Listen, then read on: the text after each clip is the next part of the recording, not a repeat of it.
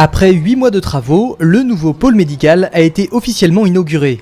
Infirmières, kinésithérapeutes, psychologues, sages-femmes ou médecins généralistes, en tout une douzaine de praticiens se partagent désormais les 800 mètres carrés de ce nouveau lieu de proximité dédié à la santé des Fontenaisiens. On a vu qu'en 10 ans, on a perdu la moitié des médecins généralistes. Donc il fallait une structure d'accueil qui corresponde aux normes d'aujourd'hui, aux nouvelles obligations, pour pouvoir attirer des nouveaux praticiens. Effectivement, aujourd'hui, les professionnels de santé cherchent de plus en plus à se regrouper.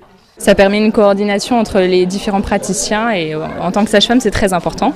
Et qui plus est, c'est vrai que les locaux là, nous permettent d'accueillir nos patients dans des conditions vraiment exceptionnelles. Je trouve que c'est parfait, c'est très beau, vaste et très agréable. En tout cas, pour moi, fin de carrière, c'est pas mal.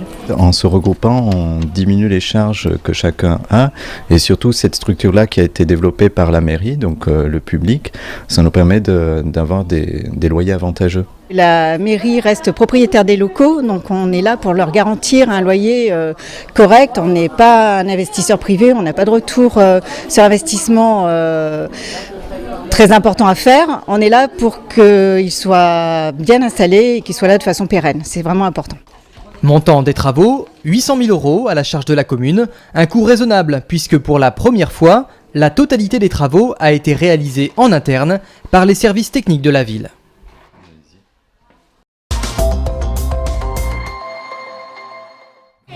Certains Fontenaisiens voient les choses en grand et ont un certain goût pour l'aventure. Sophie Planck et Jérémy Vaugeois se sont lancés un défi hors norme, traverser le continent américain à vélo du nord au sud. La route panaméricaine est la plus longue du monde, 25 000 km. Début juin, ces deux passionnés de voyage ont présenté leur projet Place de la Mairie. L'occasion de découvrir le matériel, à la fois rudimentaire mais très pointu. C'est un vélo type VTT qu'on a équipé en randonnée, c'est-à-dire qu'on a mis des équipements robustes. C'est une tente qui est très imperméable, qui a subi aussi des tests sous grand vent, jusqu'à 160 km/h de résistance. Sans oublier le sac de couchage en plume de canard ou le réchaud à gaz.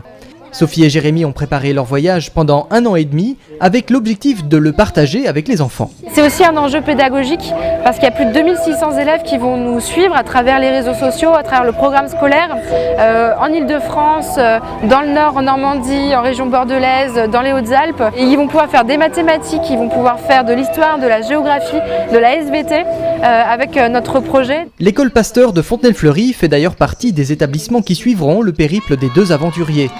Parti le 6 juin dernier, le couple devrait mettre entre 1 an et demi et 2 ans pour relier l'Alaska à la Patagonie.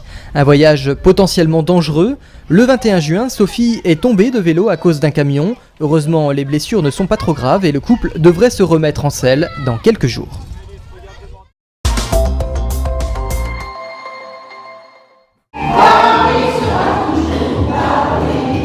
La fête de la musique a réuni plusieurs chorales à l'église Saint-Germain de Fontenay-le-Fleury. C'est la chorale Chant-Fleury qui a ouvert le bal avec des chansons sur le thème de Paris, puis la chorale paroissiale a proposé un florilège de chants sacrés.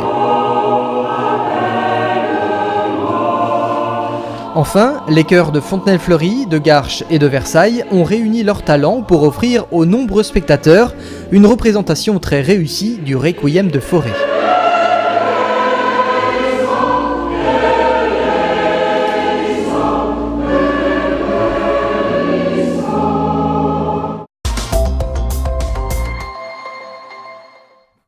Le succès populaire d'une fête comme celle de la Saint-Jean ne se dément pas.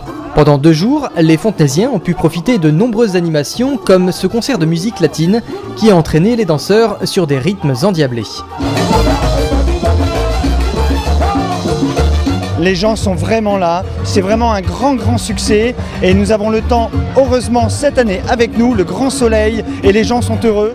L'ambiance elle est vraiment terrible, enfin, c'est agréable, les gens ils se retrouvent ici pour faire la fête quoi. Nous on est fontenaisiens depuis toujours en fait et chaque année on vient parce que c'est une fête familiale et qu'on adore, on trouve que c'est très sympathique. Super soirée à Fontenay. Tu viens avec nous jusqu'au brasier? Oui, on va mettre le feu ce soir, plein d'étincelles. Effectivement, la nuit tombant, c'est la traditionnelle déambulation pyrotechnique avec les lampions pour les uns, les feux d'artifice pour les autres. Arrivés dans le parc de la Démènerie, les centaines de spectateurs ont pu assister à un spectacle de lumière, avant bien entendu le feu de la Saint-Jean.